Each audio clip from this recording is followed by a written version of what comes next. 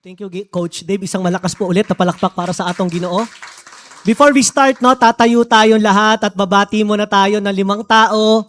Let's roam around. Pakisabi sa kanya, wag mo na po ibalot, please. Sige po, let's roam around. No? Mag-walking kayo dyan.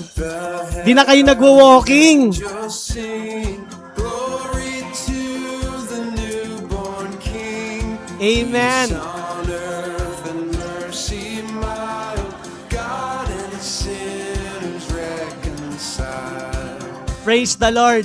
Before we start, sige, makakaupo na tayo. Please be seated. I have a quick announcement.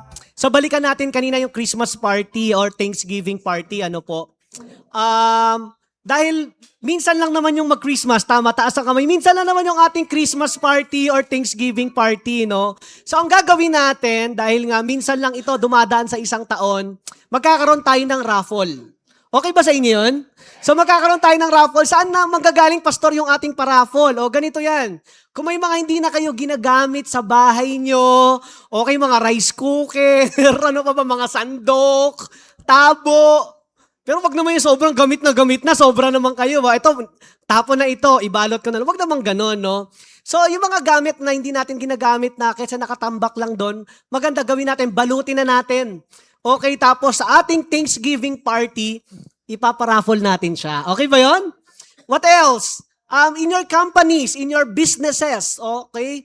Or sa inyong mga kanya-kanyang trabaho, kung may mga sobra dyan na binigay sa inyo na, alam mo na meron ka na, sobra ka na nito, why not share it? No? Balutin mo na rin yon. Okay, pamigay na rin natin sa ating Thanksgiving party. Amen?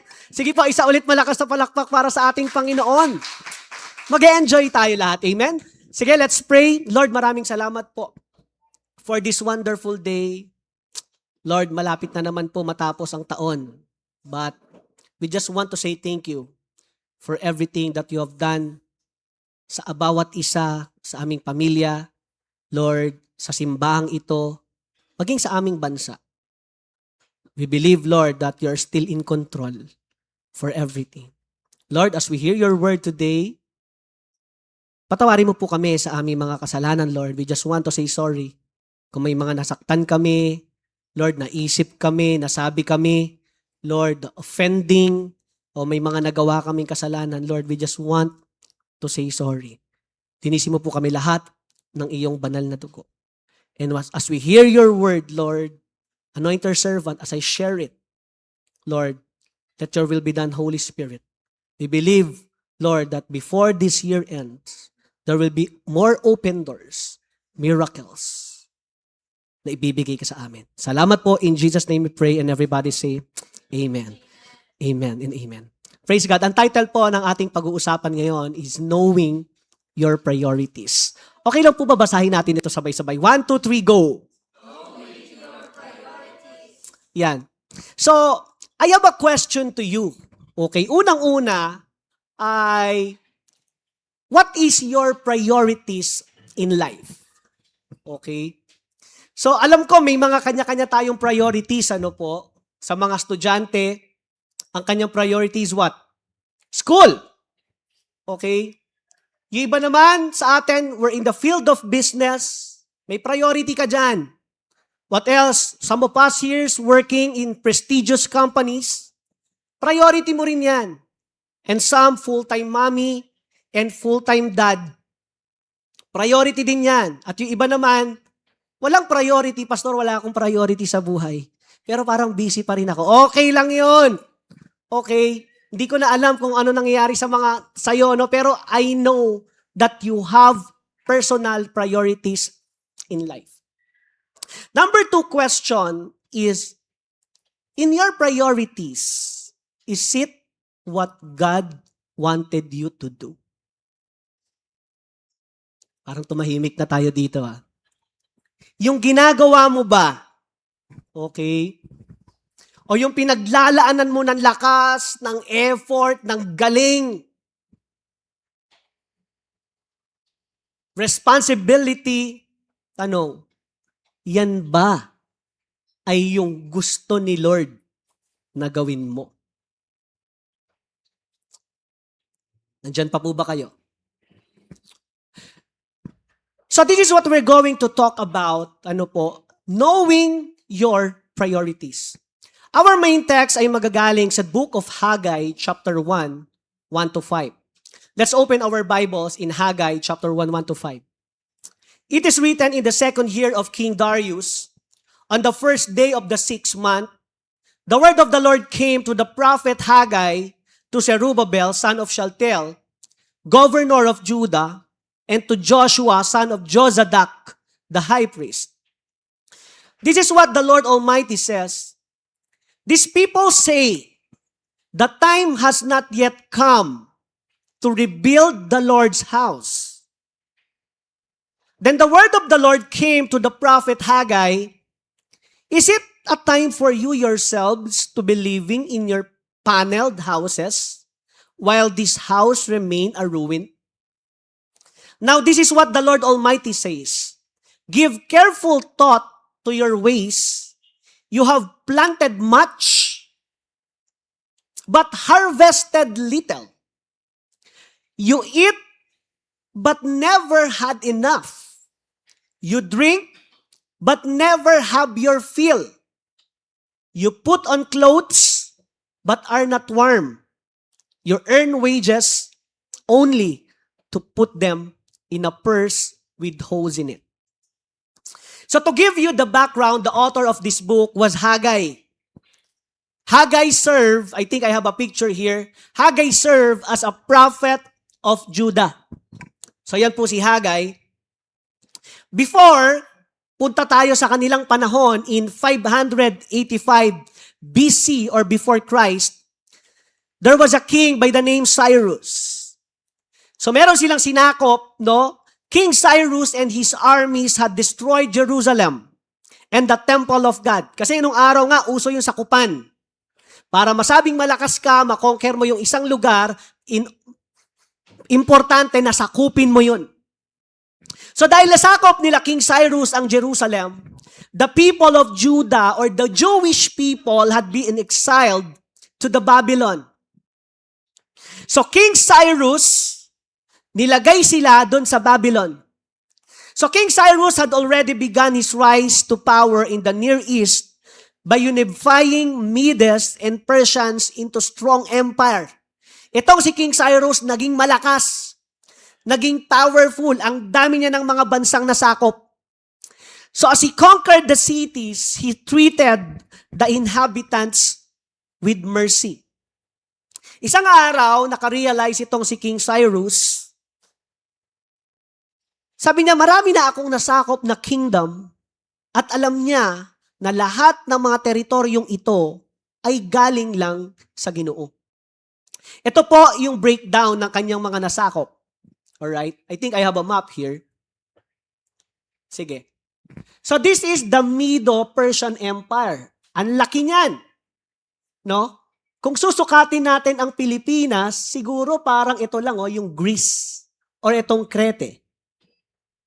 So si King Cyrus, ang lakas nila, ito yung mga nasakop nila, is the Medo-Persian Empire.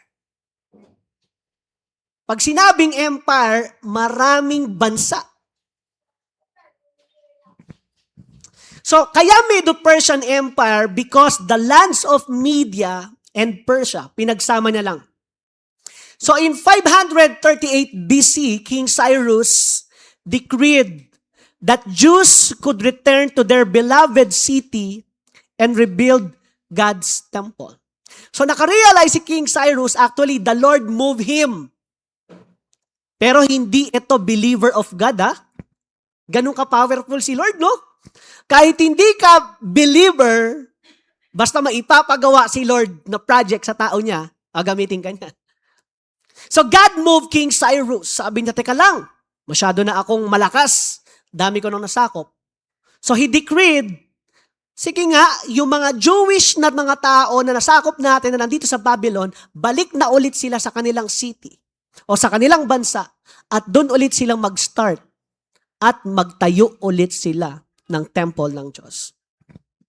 So the Jews traveled going to their home in Jerusalem, and with genuine thanksgiving to the Lord, the Jews began to build their life again, and rebuild God's temple. So pinabalik sila ni King Cyrus, given a chance na magsimula kayo ulit ng inyong buhay at ayusin nyo yung nasirang simbahan. So the altar was reconstructed. Inayos din nila yung offerings. The feast were reestablished. And the foundation of the new temple was completed. So while building their homes and God's temple, of course, listen, hindi papayag ang devil. Ay, may project kayo ha? Ay, magtatayo kayo ng simbahan. Hindi papayag ang devil. So nangyari, the enemy threats from neighboring nations, fear and frustration among the Jews themselves resulted in great discouragement. Habang nag-build sila ng kanilang buhay ulit at ng simbahan ng Ginoo, ang mga kapitbahay nilang bansa, given them a threat. Big sabihin, tinatakot sila. Bakit kayo nandito? Bakit kayo nagbibuild ng simbahan? So opposition from hostile neighbors had caused them to feel discouraged and to neglect the temple and thus neglect God. So ang pagkontra mula sa mga kaaway nila ay naging dahilan upang sila ay masiraan ng loob at mapabayaan ang templo ng Diyos at gayon ay mapabayaan din nila ang kanilang relasyon sa Ginoo.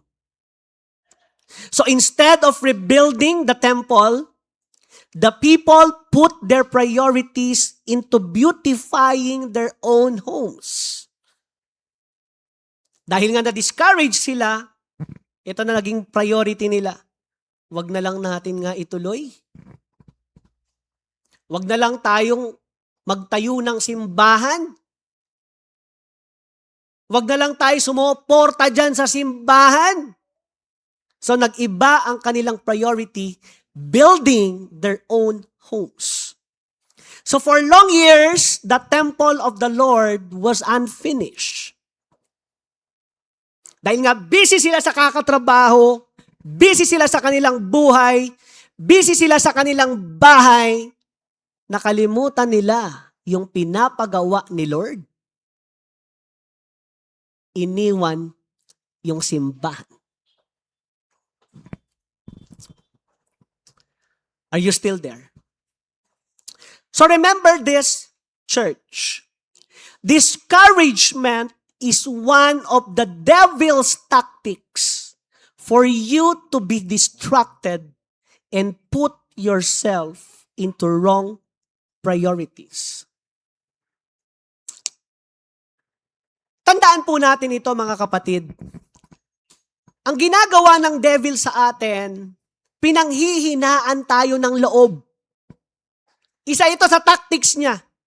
I-discourage ka niya. Lagi kanyang dinidistract. At kapag wala ka ng lakas ng loob, distracted ka na, ang gulo na, what will happen? It will lead into what? Into wrong priorities. Or mga maling prioridad. So anong nangyari? Iba na ang kanilang mga ginagawa. Nagkaroon na sila ngayon ng mga alibis. Look at what happened to God's people nung panahon ni Haggai. So what will happen when our priorities aren't in line with God's priorities?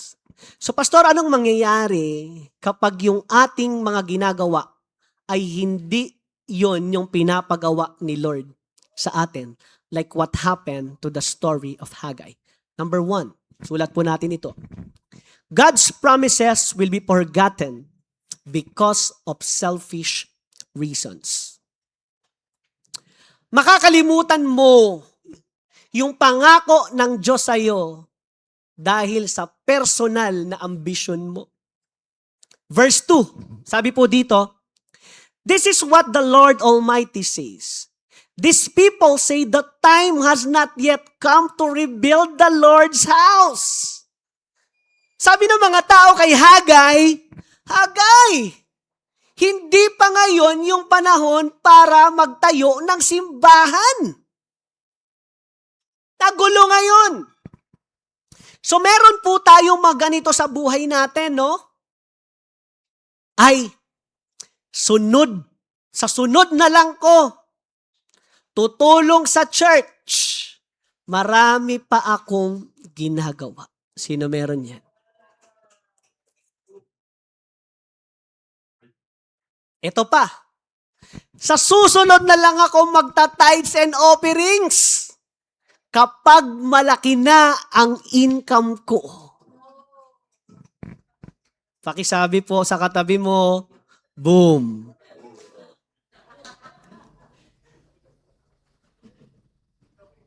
Ito pa, sa sunod na lang ako. Kaya naman nila sa ministry. Marami na sila sa church. Hindi na ako kailangan.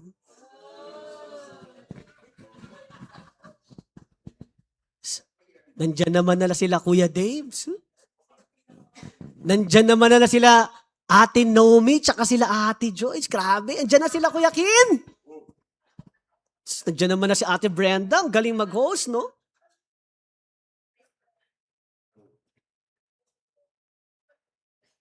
Hindi, nandun naman yung Medrano family, kayang-kaya na nila yan. Naku, basta nandyan si Fergus.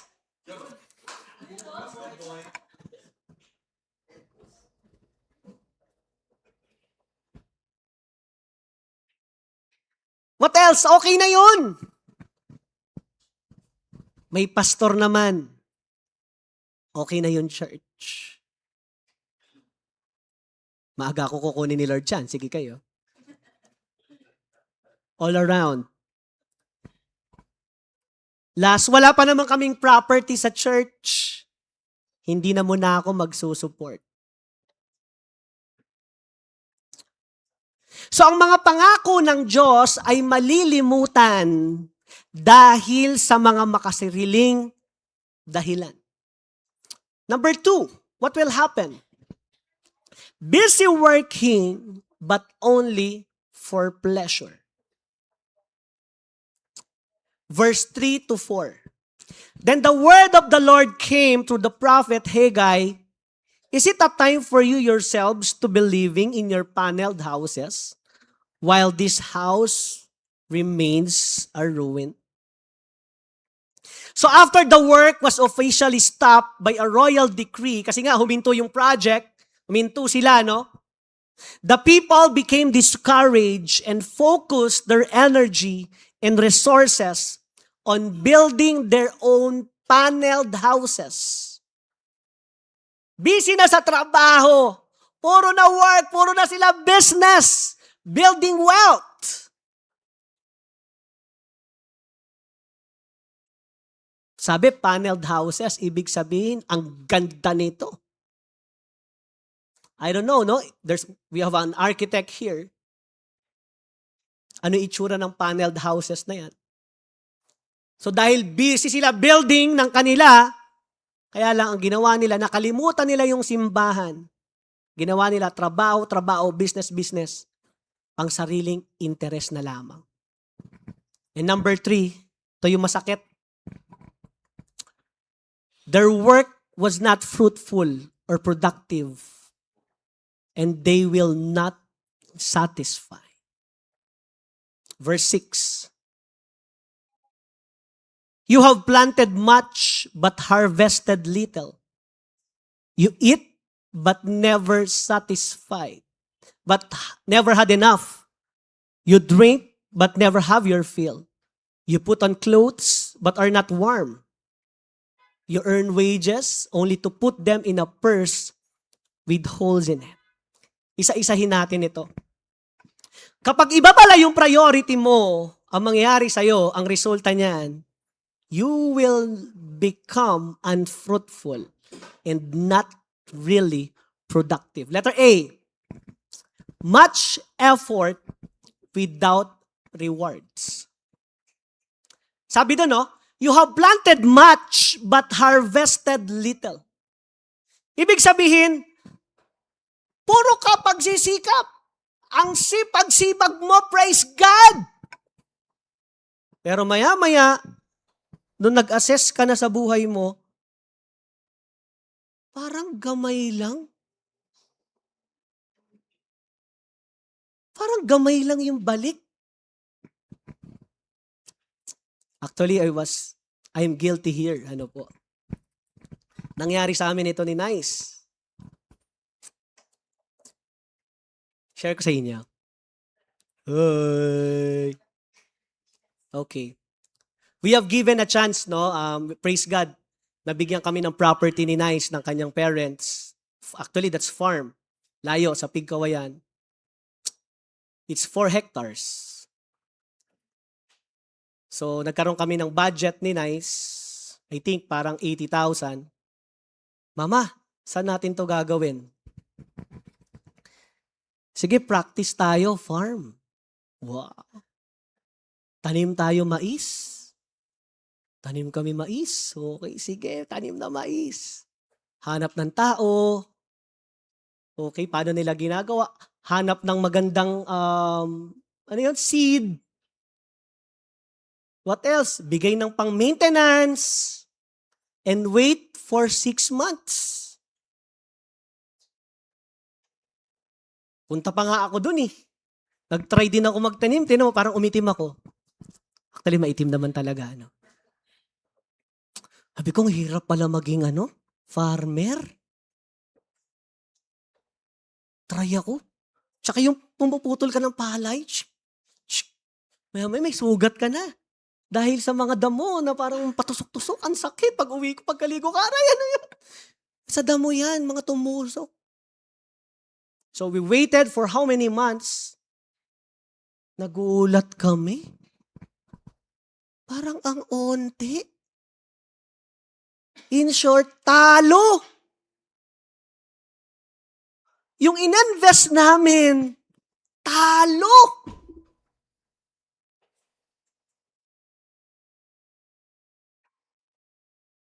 Hiniram pa. Okay.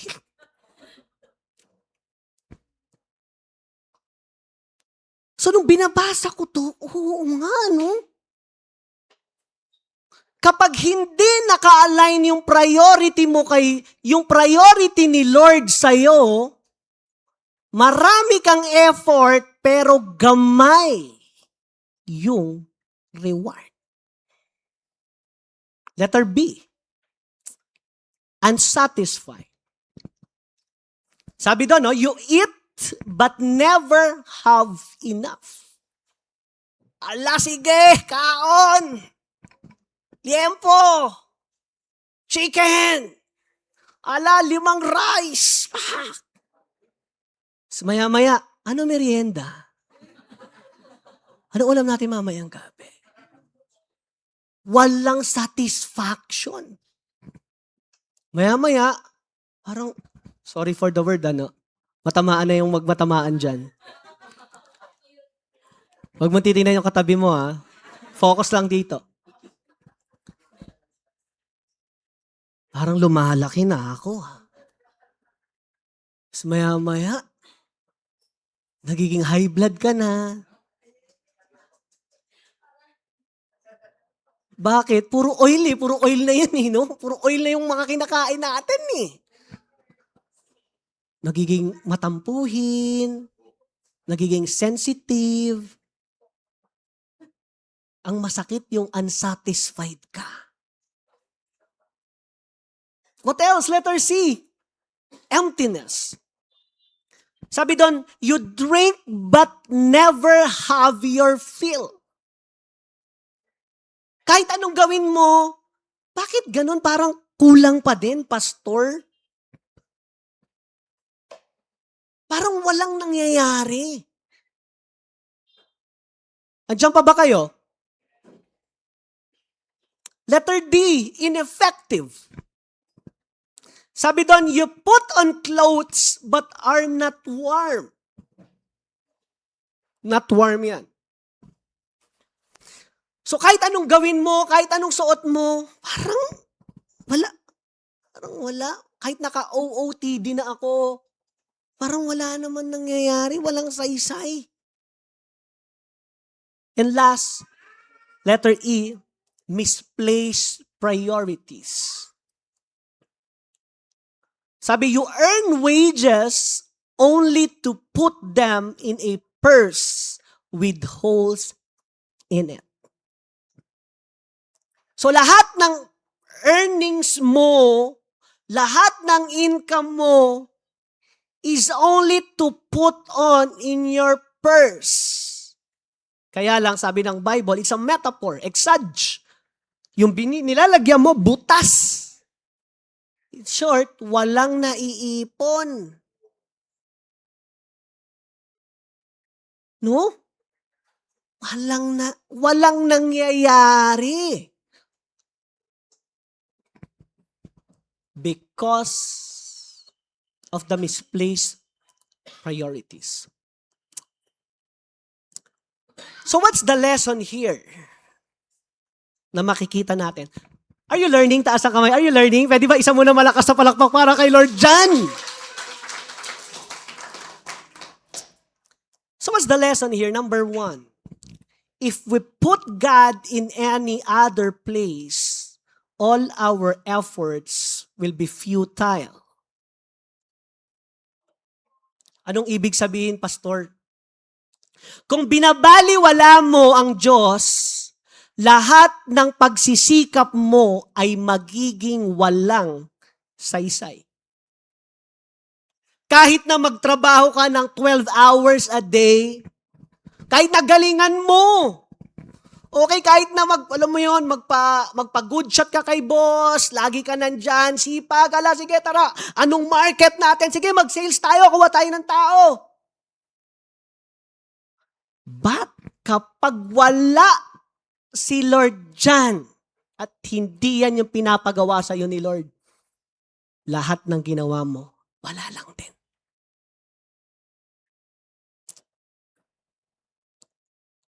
Number 2, the harder the people work for themselves, the less they had because they ignored their spiritual lives. So kahit na anong hard work mo, kaya lang napabayaan mo yung spiritual lives mo, walang mangyayari sa buhay mo. Hindi mo napansin what happened to your life right now? Okay? Ba't ganun, hard worker? Kaya nga hindi okay yung hard work, ano? Ito, you check yourself. Kahit anong hard work mo, bakit ganun parang wala pa rin? Number 3, if the devil cannot make you bad, he will make you busy into wrong priorities. Actually, I will not forget this quote dahil gishare po sa akin ito ni Kapitan, nung siya po ay nabubuhay pa. Pastor, hindi ka na kaya ng devil. Sabi niya, hindi na tayo kaya ng devil. Bakit? Tinapos na ni Jesus sa cross Bayad na lahat ng kasalanan natin. Hindi na tayo magiging masama. At saka sabi niya sa akin, ikaw ba? Yung maling buhay mo nung nakaraan, babalikan mo pa? Of course, hindi na. Tama. Yung mga maling ginagawa, tinan mo na yung buhay mo ngayon, no? Gusto mo pa ba balikan yung mga nakaraan mo? Of course, hindi na. So, ang gagawin ng devil ay hindi ka na niya kayang maging masama. Ang gagawin niya, he will make you busy doing wrong priorities. So, ito yung nangyari kila Haggai or the Jewish people with Haggai. Hindi na sila kaya ng devil. Kaya lang, naging busy sila. Nung naging busy sila, ang ginagawa pala nila, hindi na yon yung pinapagawa ng Ginoo. Now, I have a question to you. For the whole year of 2025, church, listen. For the whole year of 2025, from January to November, tanong, anong nangyari sa buhay mo? Sige, you can assess right now. O nga, no?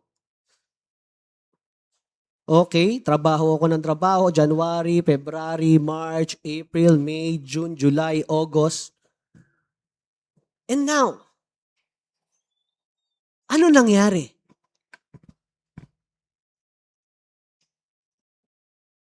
So lahat nangyayari sa kilahagay,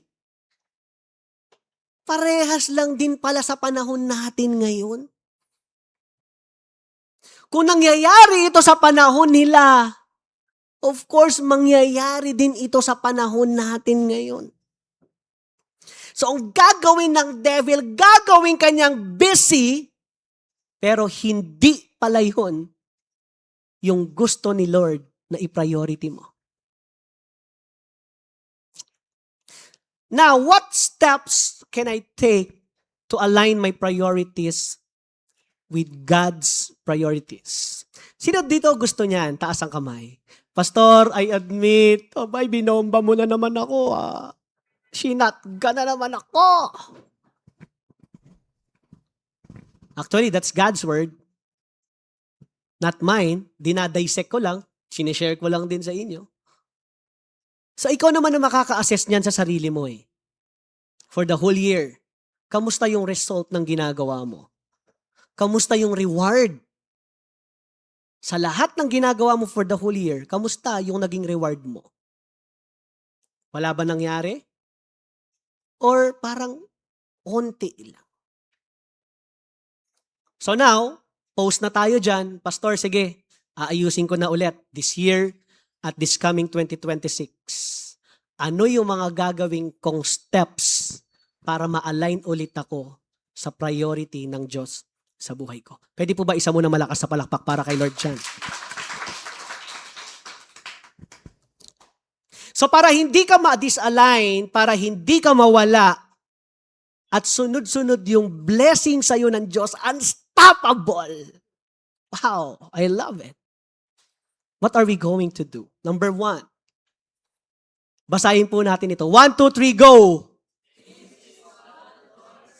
Ang ina, parang hindi galing kay Lord yan. 1, 2, 3, go! So unang-una, para ma-realign ka, importante daw yung ginagawa mo, yan yung sinasabi ng Diyos sa'yo. So marami tayong gustong i-build. Okay yan. Marami kang gustong trabahuin, maganda yan. Marami kang gustong gawin. Okay yan, di yan masama. The next question or the last question, yan ba talaga ay yung gusto ni Lord o sinasabi ni Lord na gawin mo? Actually, dumating ako sa ganyang season. Darating kayo dito, no? Lalo na yung mga 20s. Sino mga 20s dito? 20s, yan. Uy, ano ba talagang career ko? Sino ba? Wag magpapahalata yung mga hindi pa 20s dyan, ha? Wag mo na magpahalata, okay? Ano ba talagang calling ko?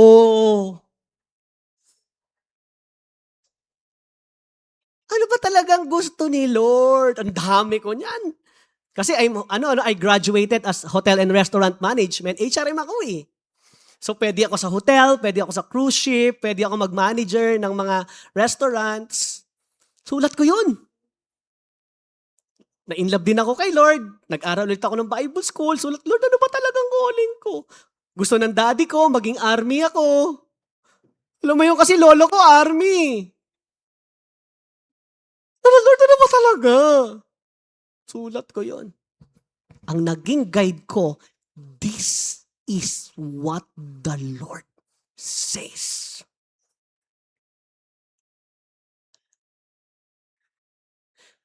So kapag hindi sinabi ng Diyos yan sa'yo, kung ano-ano yung gagawin mo,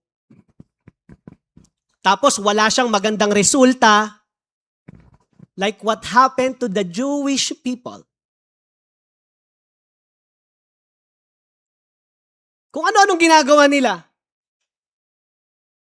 Nung harvest na, nung nandyan na, putot, kulang, gagmay man ni. Bakit? Kasi hindi iyon yung pinapagawa at sinasabi ng Ginoo. Are you learning? Number 2, paano tayo ma-align? Sige po, basahin natin ito. 1, 2, 3, go!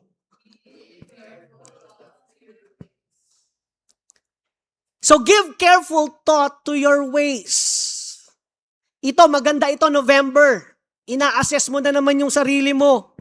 Maganda pag-isipan mong mabuti yung ginagawa mo. Pag-iisipan mong mabuti yung pupuntahan mo. Pag-iisipan mong mabuti yung mga sinasamahan mo. Pag-iisipan mong mabuti this day.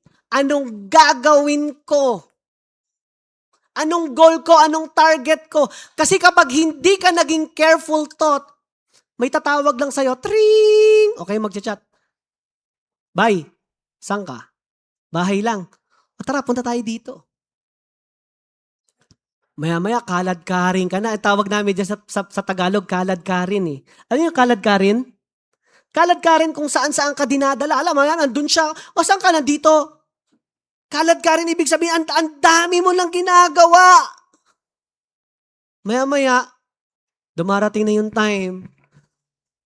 Hala, 36 years old na ako. Hala, anong nangyari sa akin? Why? Hindi ka nag-isip ng mabuti. Kaya nga gustong-gusto ko maturuan din, ma-mentoran yung mga youth natin, mga kids natin. Why? Kasi nga, sila yung next generation. Kapag hindi sila nag-careful thought, agay sayang.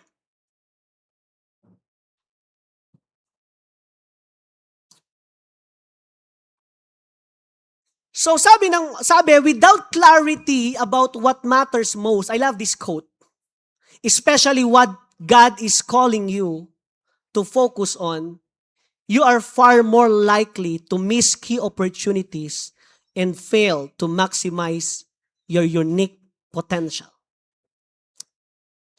Kapag hindi mo daw pinag-isipang mabuti yung mga ginagawa mo, hindi mo makukuha yung opportunity na gusto ni Lord na ma-maximize yung full potential mo. Kasi dito sa mundo, may binigay talaga si Lord sa atin na full potential eh. Maganda ma-bullseye mo yan. No? Binigyan tayo ng chance ni Lord mabuhay. Amen.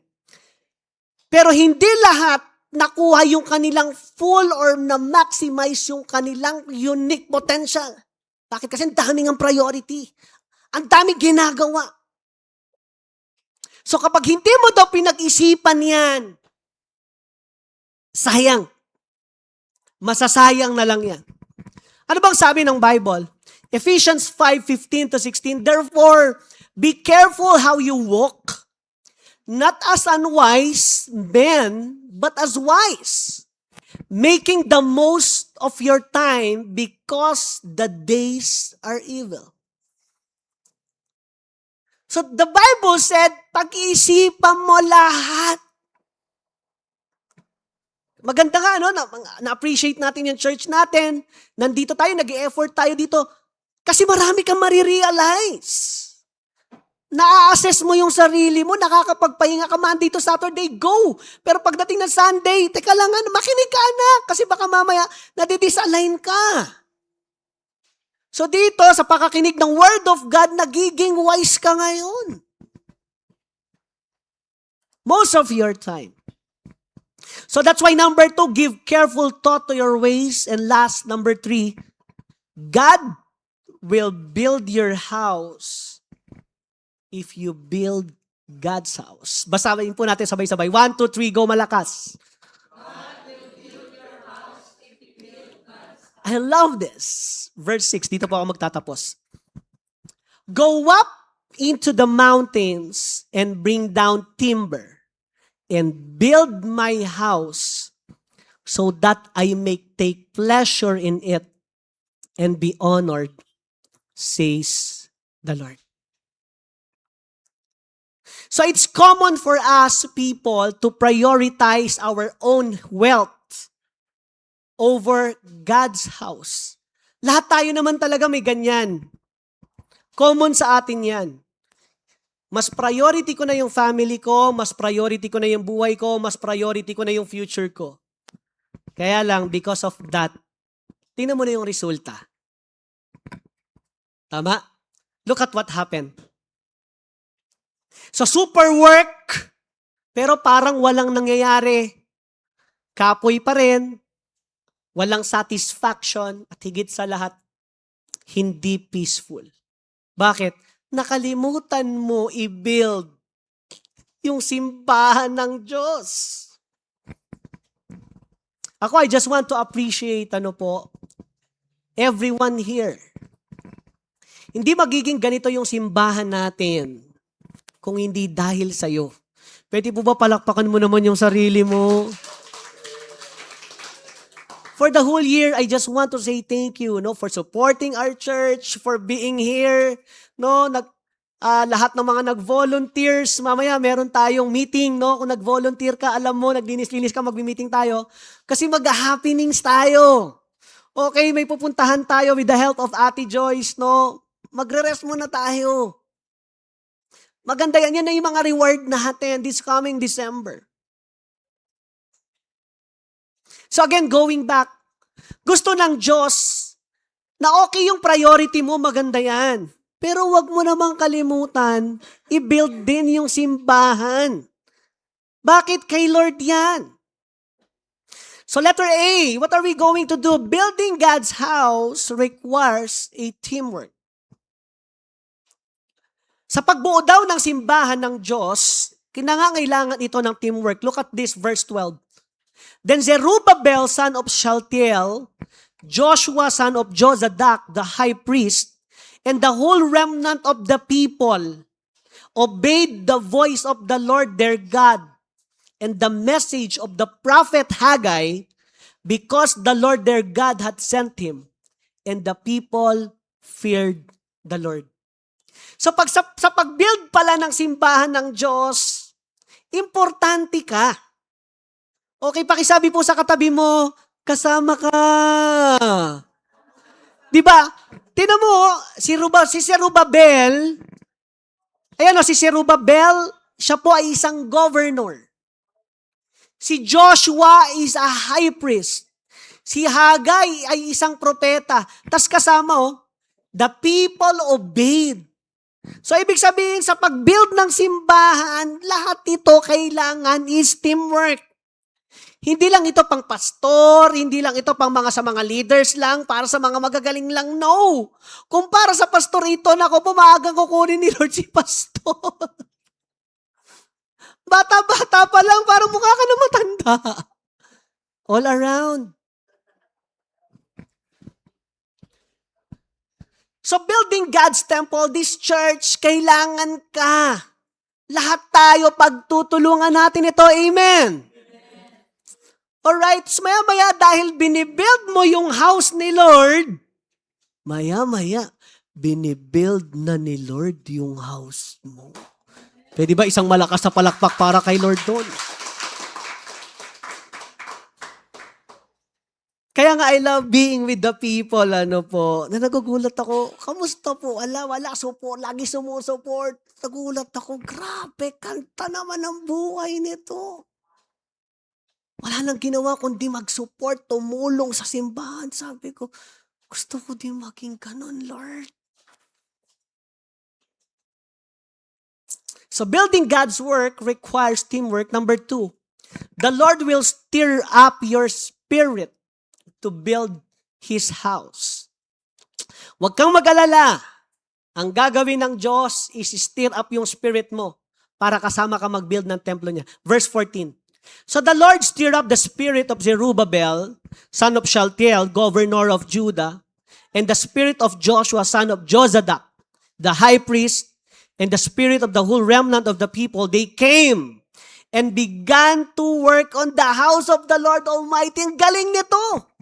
Nagtulong-tulong sila and their God on the 24th day of the 6th month. So in building God's house, kapag pinapriority mo ang templo ng Diyos, magugulat ka, He will stir you up. It means binibigyan ka ng lakas ng loob. Dati mahihain ka, matampuhin ka, alam mo yun, di ka lang napapansin. Pero ngayon, bakit nung tumutulang ka na sa simbahan, nandiyan ka na lagi, bakit parang nag-iiba yung buhay mo? Parang lumalakas yung loob mo, gumagaling ka, umaayos yung buhay mo. Wow, because the Lord stir your spirit. And last, number 4, if you prioritize God above yourself, above else, He will be with you.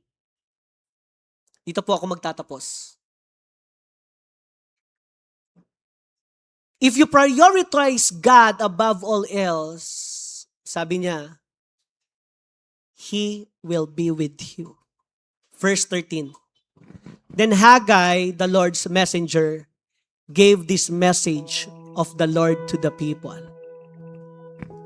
Sabi, I am with you, declares the Lord. Ito yung pinaka-the best na mangyari sa isang tao. Ano yun, Pastor? Yung sinasamahan siya ng Ginoo. Makikita mo naman ang isang taong sinasamahan ni Lord eh. Look at the result of their life. Daming blessing. Ang daming miracles. You know, ako, ina-assess ko yung aking whole year, no po. I was checking myself. Sabi ko, Lord, what happened for the whole 2025? Of course, may mga masakit na nangyari. Pero gamay lang. Nung ina-assess ko yung sarili ko, parang 1% lang yung lahat ng mga naging concerns. Pero the 99%, it's a wow.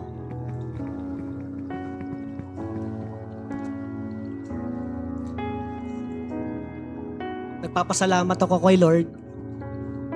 Kaya lang may bago kaming blessing. Hindi pa nga tapos yung Christmas eh. Nagulat kami sa bagong blessing.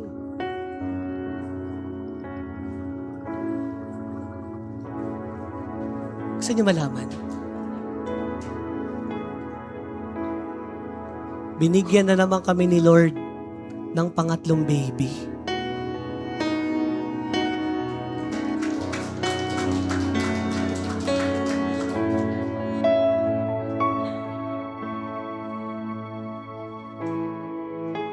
Secret lang ha. Well, I was sharing this. Of course, I'm protecting my baby inside. Nashock din ako. Kaya pala lagi ako inaaway ni Dice. Kaya pala, gusto ko ng bangus sinigang. Ha? Ayoko nga.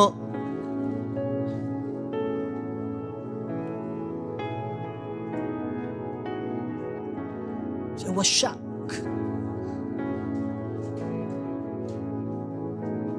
Ako, Lord, may bago na naman kaming member. I don't know what will happen.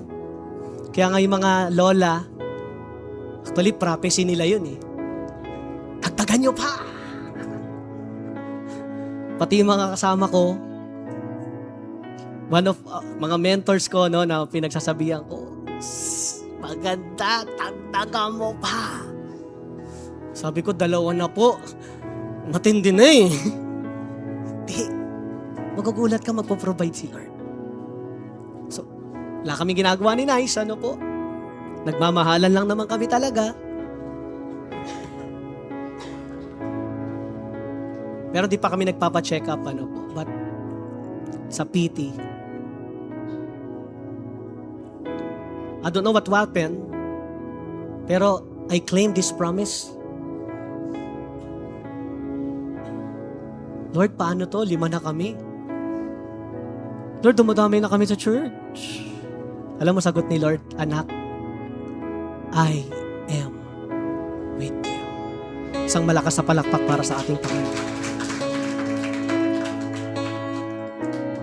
Sa aking pagtatapos, magdi-December na po bukas.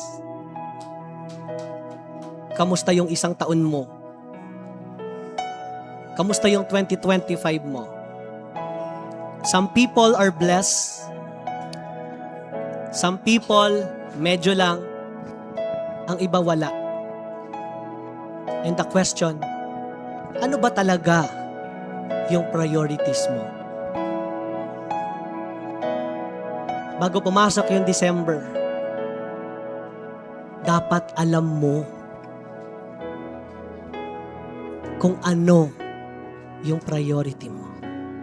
That is knowing your priorities. Isang malakas ulit na palakpak para kayo. Tatayo po tayong lahat. Hallelujah.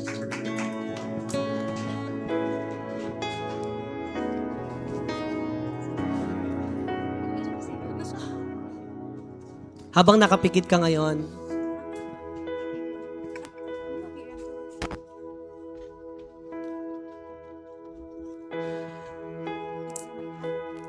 again, going back the question, for the whole year, what happened in your life?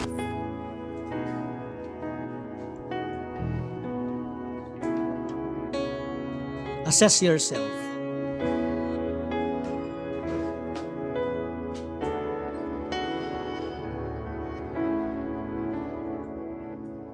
May naging resulta ba talaga?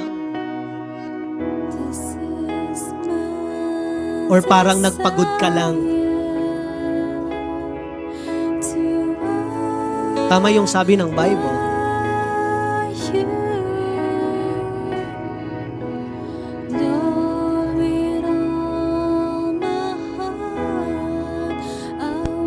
You have planted much, but harvested little.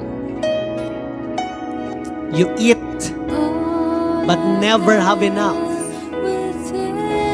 You drink, but never have your fill. You put on clothes, but are not warm. You earn wages, only to put them in a purse with holes in it.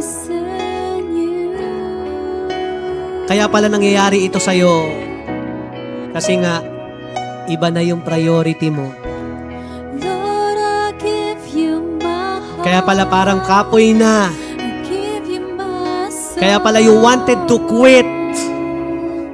Kaya pala parang walang bunga.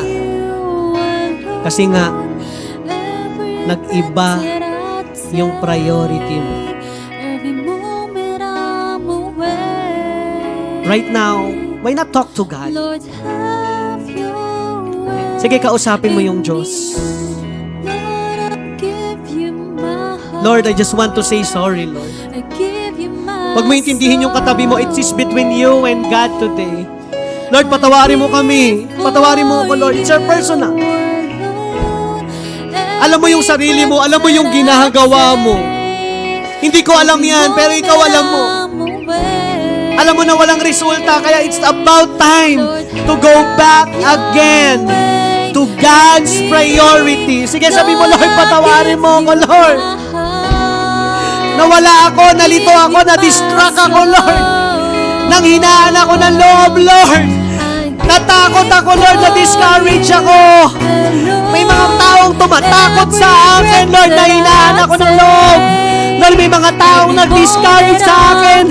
Kaya umalis ako sa presence mo, kaya ayaw ko na sa simbahan mo. Sige, you go back again to God right now in the name of Jesus. Yes, ganyan nga. Sige, you open your heart. Lord, forgive me. Ayaw ko na. Kapoy na. Because of the distractions. Laging tatandaan. Laging may devil. Ayaw ng devil makuha mo, mabulsay mo yung priority ng Diyos sa iyo. So the devil will distract you every day. The devil will distract you every hour, every minute, every seconds. Bakit? Para hindi mo makuha, para hindi mo ma-maximize yung full potential mo o yung buhay na kaloob sa'yo ng Diyos. At maya-maya, pag nag-assess ka na, it was unfruitful, it was futile, parang wala nangyari, parang pagod ka lang, pero nag-hard work ka naman, inayos mo naman, kinalingan mo naman, pero bakit ang liit ng bunga? Dahil nga, iba yung priority mo. Sige, you go back to Jesus. Lord, bumabalik na kami sa iyo ngayon. Sinusurrender na ulit namin yung buhay namin ulit sa iyo, Lord. Patawarin mo kami. We just want to start again. Gusto namin ulit magsimula ulit, Lord, starting today. Gusto namin maranasan, Lord, yung full potential, yung buhay na kalooban mo habang nandito pa kami sa mundo, kasama ng aming pamilya, kasama ng aming simbahan. Hallelujah. In the name of Jesus. Rabababa shakarabababa. Darabashuka tarabahan darabarabarabarabarab.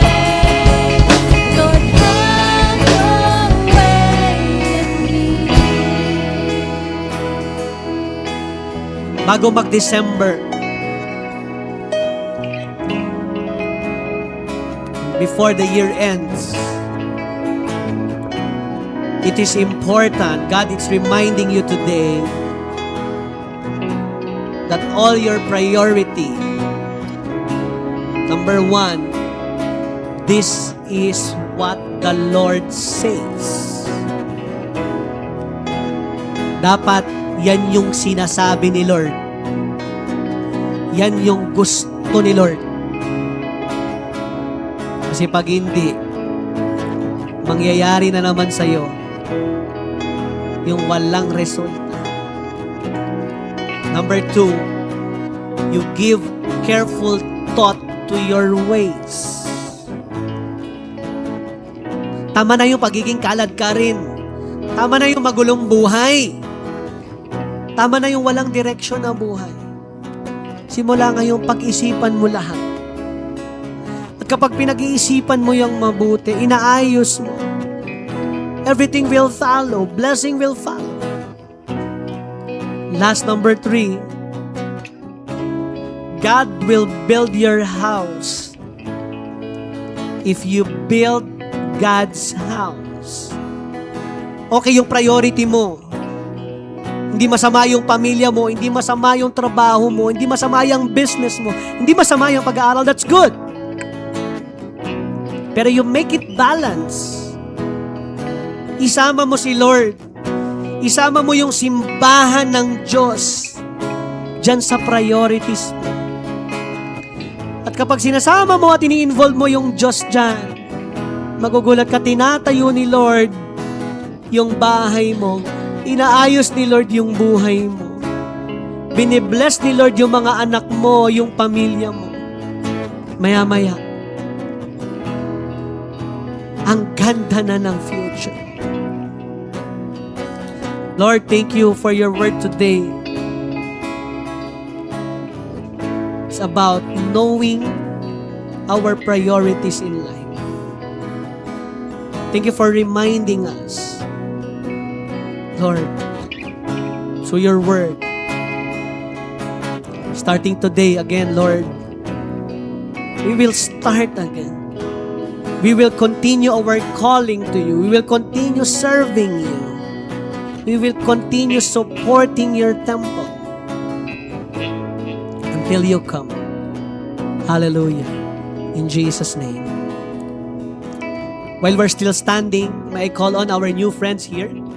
If you have new friends, please come forward. Sige po, palakpakan natin ang ating new friends. Can we pray for Sir? Sir, welcome to Life Giver Davao. Welcome, Sir. Can you face in the front, Sir? Yes, palakpakan naman natin si Sir. Let's lay our hands to Sir, no? Sir. Okay, let's lay hands to our Sir Marco. Lord, maraming salamat po sa buhay ni Sir Marco. Isadya na naririto siya, Lord, because you called him. May maganda kang plano sa buhay niya, sa pamilya niya, sa future. Ito na yung araw ng simula, Lord, ng kanyang buhay. Nakalooban. Pero gusto ng Diyos, tanggapin mo muna siya ng iyong buong puso, ng iyong buong isip, at ng iyong buong lakas. O tinatanggap mo yan, susundan mo ako sa panalangin. Sabi mo, Jesus, tinatanggap kita simula ngayon sa buhay ko. Patawarin mo po ako sa aking mga sala. Lumayo ako sa iyo. Kala ko kaya ko. Kala ko okay lang. Di pala. Pero simula ngayon, salamat dinala mo ako sa simbahan. Ngayon po, tinatanggap kita ng aking buong puso, buong isip, buong lakas, at buong buhay bilang aking Diyos at tagapagligtas.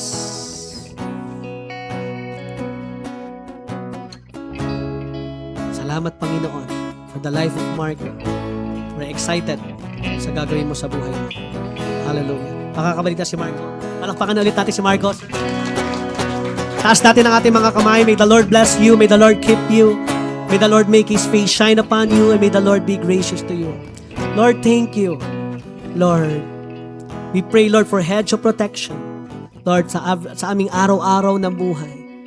Lord, we pray also for healing. Lord, kung may mga may sakit dito, hawakan mo kung ano may sakit sa'yo, ulo mo, tiyan mo, even yung nasa online, we pray and speak for complete healing. Right now, receive it. In the name of Jesus. Maging yung mga pamilya namin, Lord, na may sakit. Nasa hospitals, Lord, we pray for complete healing. In the name of Jesus. And right now, Lord, we pray for provision. Lord, magdi-December na naman. Marami na naman kaming gustong tulungan, gustong suportahan. Pero we believe, Lord, that you're going to provide in the name of Jesus. Lord, thank you for your church. Grabe, Lord, kahit pala sila Hegay, nag-build ng temple mo. Akala namin sila David lang, akala namin sila Solomon lang, akala namin sa New Testament lang, Lord, pati pala itong mga prophets na mga ito na mga hindi napapansin. Nag-build din sila ng temple mo. Gusto din namin yun, Lord. Salamat, Panginoon. Ingatan mo kami. As November ends, Lord, papasok yung December. We pray for more miracles to each and every one of us. We pray for answered prayer and your God's will in our life. Salamat, Lord, starting today. Alam na namin kung ano yung mga dapat unahin. Alam na namin kung sino yung mga dapat susuportahan. Alam na namin kung sino ano yung dapat mga i-build for us to be more blessed according to your will. Thank you, Lord. We bless your name and we bring back all the glory, honor, and praise. In Jesus' mighty name, and everybody say, Amen. Praise God. Hallelujah.